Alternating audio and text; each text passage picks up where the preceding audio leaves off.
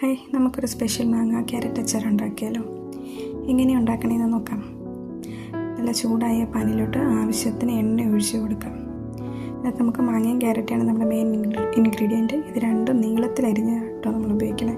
ഇങ്ങനെ നീളത്തിലരിഞ്ഞ ക്യാരറ്റ് നമ്മുടെ തിളച്ച എണ്ണയിലോട്ട് ഇട്ട് കൊടുക്കുക. നന്നായിട്ട് വഴറ്റിയെടുക്കുക.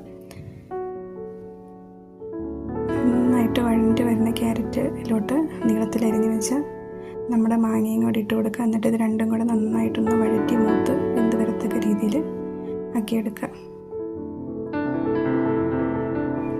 ഇങ്ങനെ വഴറ്റി വെന്ത് വന്നാൽ നമുക്ക് മാങ്ങേനെയും ക്യാരറ്റിനെയും നമുക്ക് മാറ്റി വെക്കാം കേട്ടോ.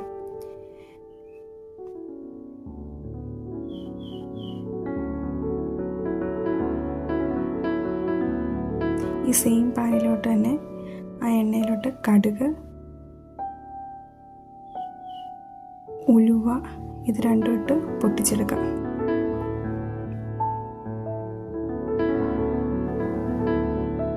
മൂത്ത് പൊട്ടി വരുന്ന കടുക് ഉലുവയ്ക്കകത്തേക്ക് നീളത്തിലരിഞ്ഞ വെളുത്തുള്ളി, ഇഞ്ചി, പിന്നെ നീളത്തിലരിഞ്ഞ് വെച്ചേക്ക് നമ്മുടെ പച്ചമുളകും കൂടി ഇട്ട് നന്നായിട്ട് വഴറ്റിയെടുക്കണേ.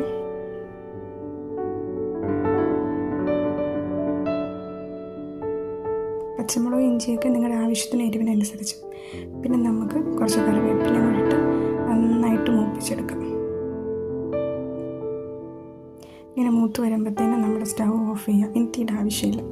ഇങ്ങനെ മൂത്ത് വന്ന ഇതിലേക്ക് നമ്മൾ നേരത്തെ വഴറ്റി വെച്ചേക്കുന്ന നമ്മുടെ ക്യാരറ്റും മാങ്ങയും കൂടി ഇട്ട് കൊടുക്കാം.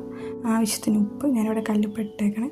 ആവശ്യത്തിന് ഉപ്പും വിനാഗിരിയും കൂടെ ഒഴിച്ച് വെക്കാം. ഇത്രയേ ഉള്ളൂ കേട്ടോ നമ്മുടെ അച്ചാർ കഴിഞ്ഞു. ഇനി ഇതൊരു 1-2 മണിക്കൂർ റെസ്റ്റ് ചെയ്ത് വെച്ചിട്ട് ഉപ്പും വിനാഗിരിയൊക്കെ നോക്കി നിങ്ങളുടെ ആവശ്യത്തിനും പുളിക്ക് ഉപ്പ് അനുസരിച്ച് വേണമെങ്കിൽ ആഡ് ചെയ്ത് കൊടുക്കാം. Thank you.